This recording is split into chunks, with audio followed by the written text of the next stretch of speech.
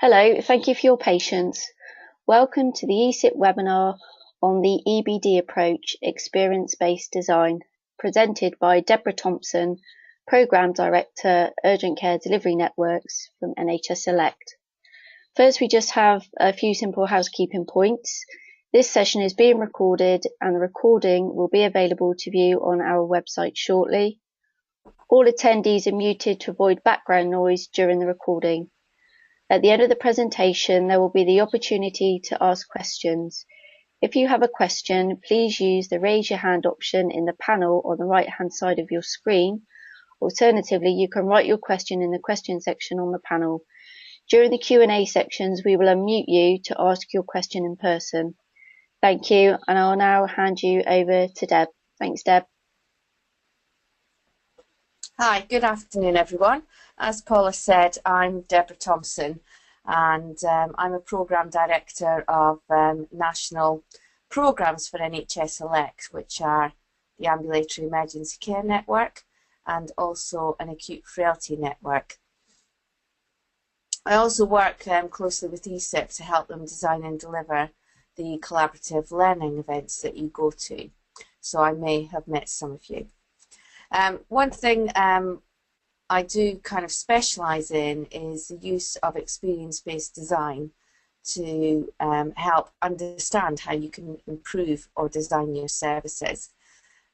So I'm going to take you through the use of this today, and it's a different approach from the kind of traditional response to a drop in performance or teams getting together to design the service that they think patients would like.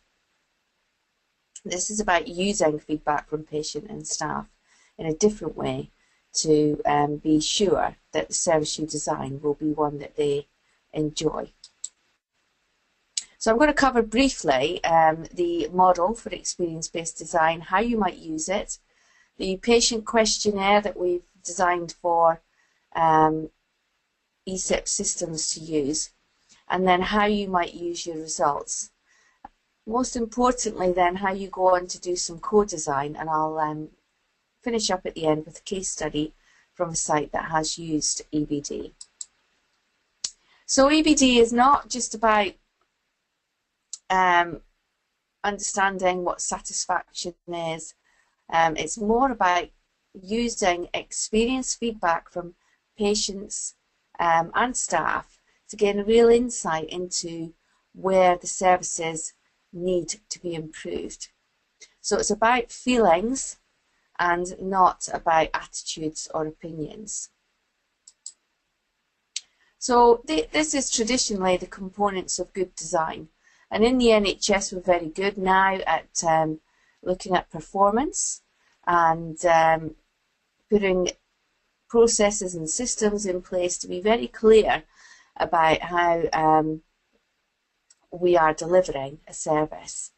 And equally we're getting good at engineering, so that's about designing the processes, having operational policies, being clear about what makes a system safe, having checklists, etc. What we're not so good at is understanding the aesthetics of experience, and that's about how people feel when they go through your service. So that's what we call the usability. I mean, in industry, particularly in retail, that will be about what brings people back. We don't necessarily want that, but what we do want is our patients to feel safe, well cared for, and have a good experience whilst in our care. And this is where you use experience-based design. So the EBD approach has 4 simple steps. It's about capturing the experience, and if any of you have ever been involved in productive ward type projects or in patient and public involvement teams, you'll be used to different methods that you can use to capture the experience in terms of interview techniques, filming, recording patient stories. Then I'll talk about how you understand that, and then from the analysis you have from the capture and how you then improve the experience. And that's when you get into the co-design. And that's about getting back into the room with patients and staff to agree what would make that part of the experience better. And then it's important to include measurement throughout. Now, we talk about measurement with a lot of service improvements and the importance of it. This will often kind of triangulate the measurement that you're doing, so it will give you a different dimension to understand your improvement and the benefit of it. Some industries are very good at getting an insight into experience, and Apple is one of them. You know, they're always bringing out new versions of their phones, and they're even better, and people can't wait to get them. They queue all night for the next release, and that's because they listen, they get feedback from their users, so they build in all of the stuff that makes it a great experience for the people using it. Improvements about planning.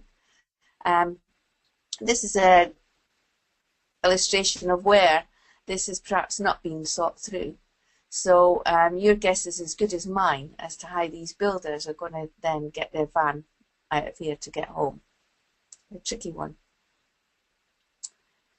So we talked about capturing the stories and observations, and that really does then start to give you a depth of understanding and bring some qualitative data in to triangulate the quantitative data that we kind of crunch through every day. And that provides deep insight, but it's important that you get this insight from both patients and staff. So patients and staff have very different perspectives, and you know, staff, I've got a nursing and operational background, worked with clinical teams in the NHS for 35 years, and we're always very concerned about whether we've got the right resources, the right number of staff, the right equipment, our services operating at the right times, that we're ready to receive patients, we have the right clinical standards in place. So we're doing a lot of this work with patients. They take that as a given. They're more concerned about whether they can have a hot cup of tea, whether they're getting the right information so that they're informed about what's going to happen to them, what communication is like, what the area or service looks like. The aesthetics will set a first impression to them. If anyone's used the 6 Steps tool, that's where a mother who had a very sick child that they took to hospital very frequently said that within 6 steps of walking into a service, she would be able to tell you what her experience would be like. And that is very powerful. So this is about taking a step back, and it might be that you're so involved in the service that you're delivering that that's really difficult. So you might want to buddy up with another service and say, you know, can we do some of this work? Will you lend me one of your staff to look at what we're doing and do some observation and tell us how we're doing, and I'll do the same for you. It's about trying to look at something as if you're seeing it for the first time and perhaps see it from the patient's point of view. And then to understand what's really happening, because people don't purposely do the wrong thing. It can be for any number of reasons that they're not delivering the service as you envisaged it would be. And then out of that, you will get inspiration for new ideas and be able to challenge what is going on. But get the conversation going, and then as a team be able to talk about what you've seen, what you've heard, and what you might do to make the experience better for all involved in the service delivery. So this quote really rings true with me. So when we always observe when we go into sites, and we'll go and do a site visit, we'll meet with the team first, we'll hear about their service, we'll hear about where they are with it, how they deliver it. And then we ask to walk through the service on the patient's pathway, and just to observe what is happening, because people don't always do what they say they do, and that's not because they don't want to, it's because the standards have been lost in translation, it's because they've been adapted and it's not being fed back up. So by that observation, you can get a really good insight. Next time you go into work, imagine you're looking at it for the first time. Imagine you are a patient, and how might you be experiencing the service that you're providing. So when you do experience-based design, one of the outputs will be an emotional map. So this is a different way of looking at data, but it's a really good way to share it with patients, staff, members of the general public.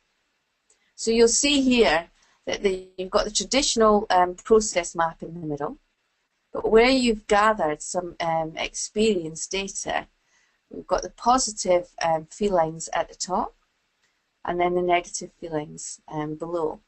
And then add some narratives so you can see why they were maybe frustrated.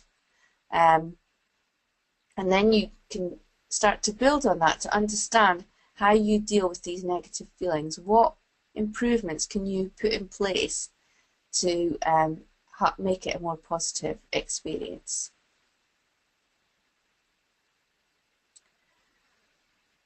So EBD is about understanding your touch points, and that's your process map. And I think most services have been process mapped. You know, we've all lived through the last 10 years where services have been process mapped to death, really. But then it's about understanding the emotions at each of those touch points or process steps. And that's where you start to unleash a deeper understanding into the experience. Once you've started to collect the data and get the results of the emotional map, then it's important to get everyone back in the room, including patients. It doesn't necessarily need to be the patients you've collected data from, but representatives from patients, to then talk about, well, how could we make it a better experience, and get them involved in that design. So it's not about the clinical teams making all of the decisions, because we will default to our normal behaviour, which will be to look at staffing levels, equipment, etc.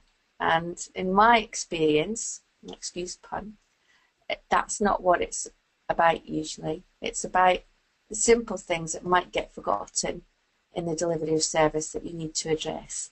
And they don't usually cost a lot of money, and I'll show some examples of that later. It's a really good way to engage staff, particularly in the change. So looking at this in a kind of different way, getting more meaningful feedback rather than just producing graphs, and involving patients will make sure that everyone is much more engaged in what you're trying to do. And it's very important that once you've done an EBD study, that you don't just leave it once you've analysed the data. You must go around the cycle and move into co-design to get the most benefit from the work you're doing. When working with patients, some of you have done it, I'm sure, but it helps you to think differently. It helps you to harness their experience. You know, many of the people that we work with are older people. They've got a lifetime's experience, often in different industries, and they can bring that experience to the co-design too. And it helps build relationships and approach your challenges in a different way. So with the measures in EBD, it's about understanding the difference your work has made. So it can highlight where there are issues, and it might be around waiting times or safety, or just making improvements in the way people feel. But measurement doesn't have to be boring. The thing about measurement is that you have to make sure that the data is up to date and where possible that you're doing it regularly, so that you're keeping sighted on what is happening. So normally I would ask you a question at this stage, but what do you currently measure that relates to patient experience?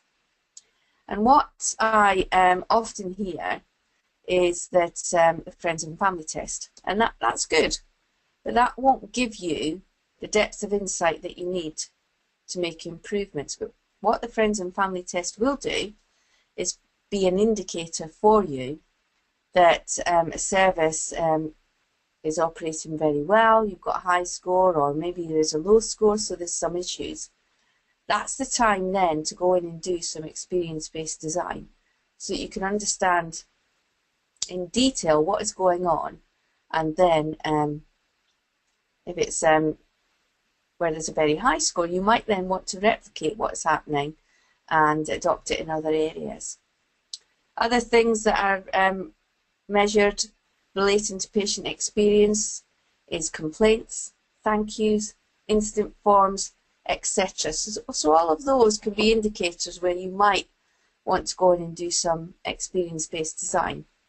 Experience-based design, being a bit more detailed, is not something that you can do all the time, but usually we'd recommend that you work with a population of about 50 patients to collect data from, and that will give you an insight into your service.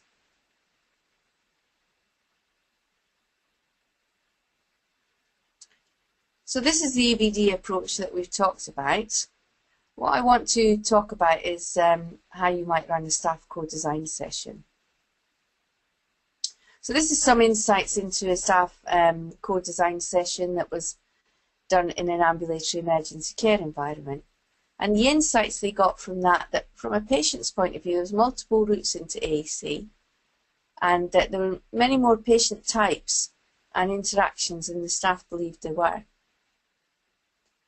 Patients were worried and anxious before they came into the service because there wasn't much information available to GPs to give to patients, or indeed given to patients when they arrived.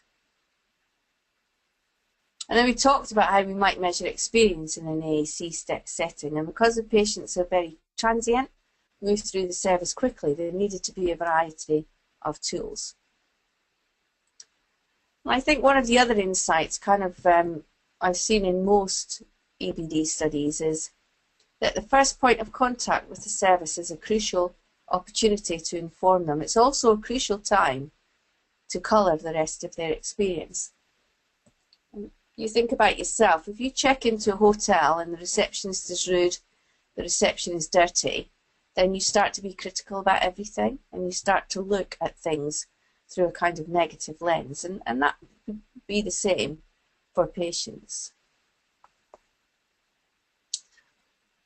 The word wait is seen as unhelpful, so perhaps giving patients information about what is happening while they're waiting, so that they understand that they're likely to be with you for X amount of time, that investigations will take so long, when you're likely to get back to them to update them with the next step, and what their outline plan is. Because clinical teams know that, it's not always communicated to patients, so they're left wondering about what's going on, what's going to happen next, what's going to happen to me. So this is a patient experience questionnaire. And you can change the process steps at the top to match your service. You can also put your own branding on this. So basically it's asking at each process step how the person feels. And they can just select a word, or they could add their own. Then what made them feel like this? And then if you've got any specific questions that you want to ask about your service, you can put them in the lower half of the questionnaire. So a simple questionnaire that patients can complete either at the end of their stay, or if it's a kind of transient environment, we would recommend that they have one of these on arrival and they complete it as they go through the service. I'll then talk to you about what the results might look like. So this is a similar type questionnaire, and you can see here the negative feelings are the red bars. And before they arrived, there's a lot of anxiety, nervousness, apprehension, concern. When they then come into the service, it's a much more positive experience. So this is telling me that it needs to be some work done around the interface, and where you can, get information to the patients before they arrive. And that can be working with GPs, ambulance services, even ED reception or ED coordinators, that type of thing. And then again, this is another interface. So this is when the patient's been sent for investigations. You can see that's a very mixed bag. So that would be about you working with the diagnostic teams to see how you can improve that.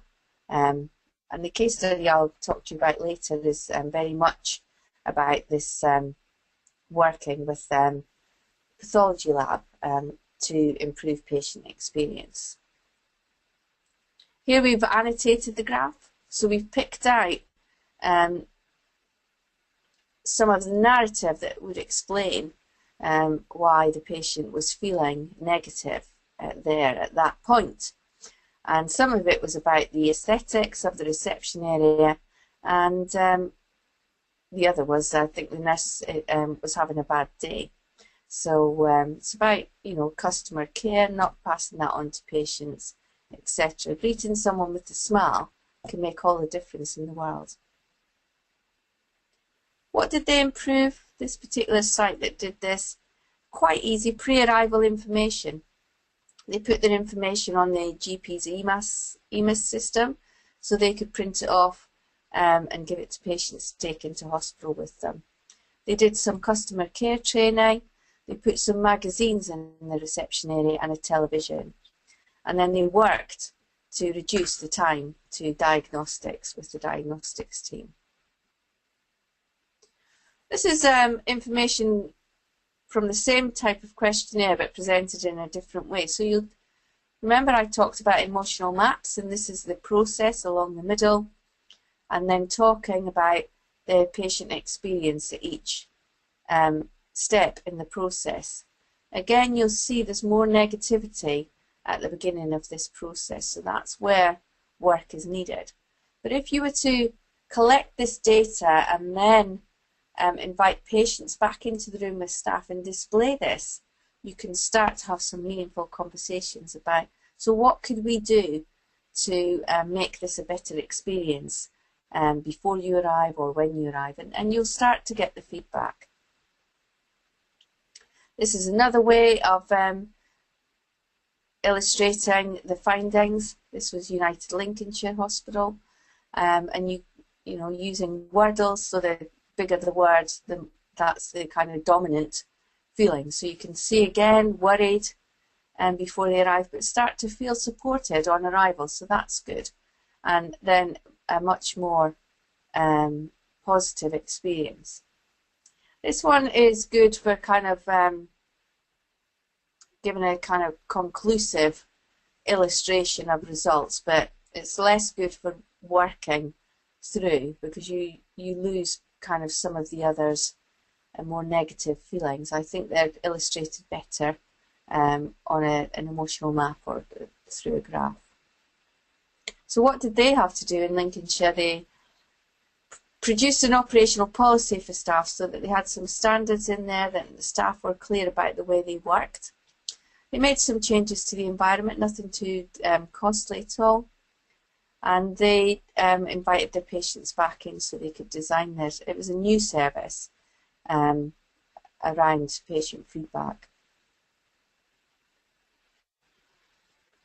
This is a kind of a bigger study that was undertaken at the Whittington by Dominique Allwood. And Dominique Allwood was a Darcy Fellow that was particularly looking to work with the services at the Whittington to improve the patient experience.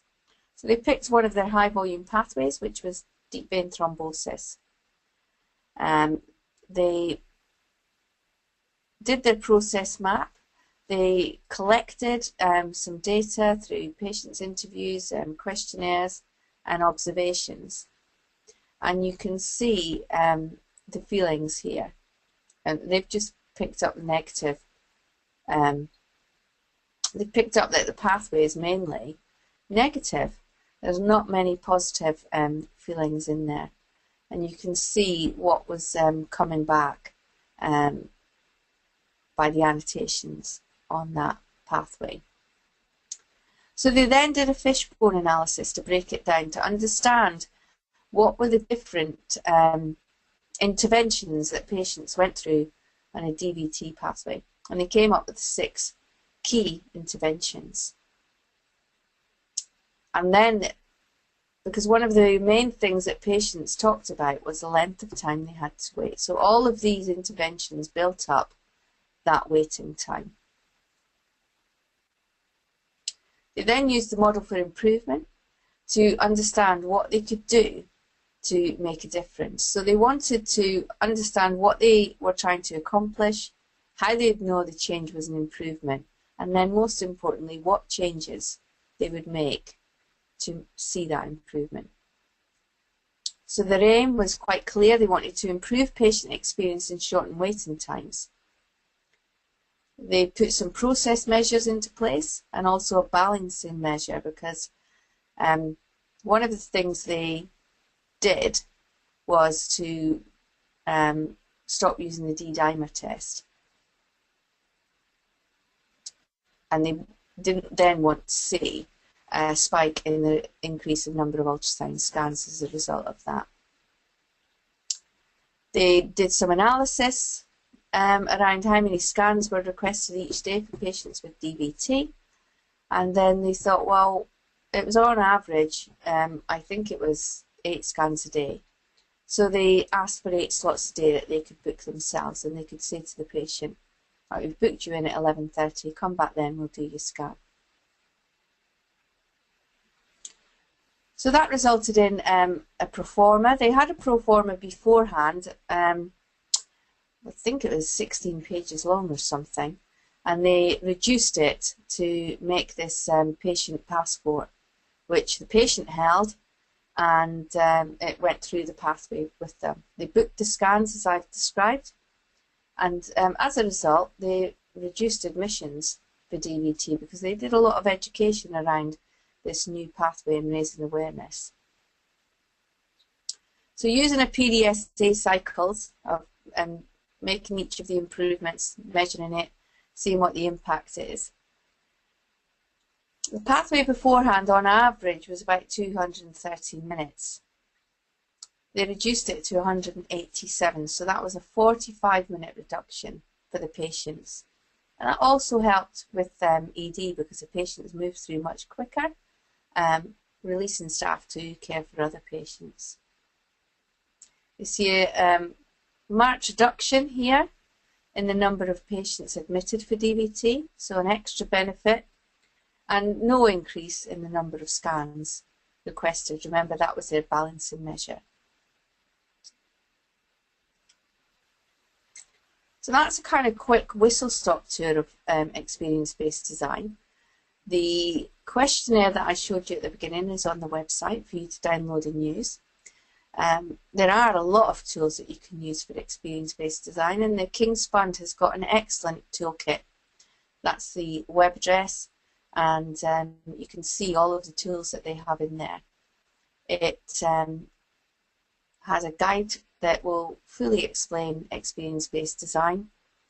It will help you if you want to do a bigger study and make a case for the project. It gives guidance to staff about how they carry out observations, and some interviewing templates, etc. And if you want to film, consent forms for filming, etc. How you would run a feedback event, and so on. It really is very good. An EBD project, I mean, we've got up here, it would take 6 months. You can do it quite quickly. I've been coaching Portsmouth, and they did their EBD project, I think, in 2 or 3 months. So it depends on your own local circumstances and how quickly you want to do this. But again, the project plan, I think the activities are the same. If you want to do a co-design event, but you can do them more quickly. And that plan is on the website for you to download and use as you want to. So just a plea really, we all know that when we're waiting, we always used to laugh and talk about nursing minutes when I was a nurse, because a minute to us would probably could be 10 or 15 minutes by the time we'd said to a patient, well, just be a minute, then be distracted, do something else. But for the person waiting, a minute can feel like forever. So anything we can do with help with that will improve the experience. Thank you. That's it from me. I don't know if there are any questions. My email address is there if you want any more information. And like I've said, there's some information on the ESIP website. Okay, thanks, Deb. As Deb said, if you've got any questions, you can either raise your hand in the option, use the raise your hand option in the panel on the right hand side of your screen, and then I can unmute you to ask your question, or alternatively you can write your question in the question section on the panel. Just give everybody a couple of minutes to do that if they want to.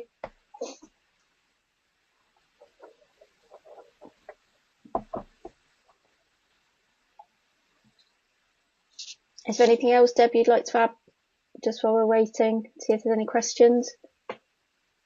Well, I think just try it. I mean, with the questionnaire, do your own PDSA of trying it with one patient, see how it works for you. It's very powerful. Most boards now will listen to a patient's story during their board meeting, either at the beginning or end, and that helps them get an insight into patient experience. If you can do a patient experience study, then it's really powerful in helping you with your improvements. Won't be all of your project, but it will give depth to it and really help with your case for change. Okay, thanks. Right, it doesn't look like we've got any questions at the moment, Deb. That's fine. If anyone wants to email me questions, they're more than welcome, or if they want to go away and have a look at the questionnaire and get back to me. If they want to do some experience-based design and would like some coaching through the methodology, then I'm very happy to help with that too. But thank you all for dialing in today. And Deb, looks like we have got a question. Okay, yeah. Anne Davis. Anne's asking, are the patients selected at random? Yes, ideally. So you'll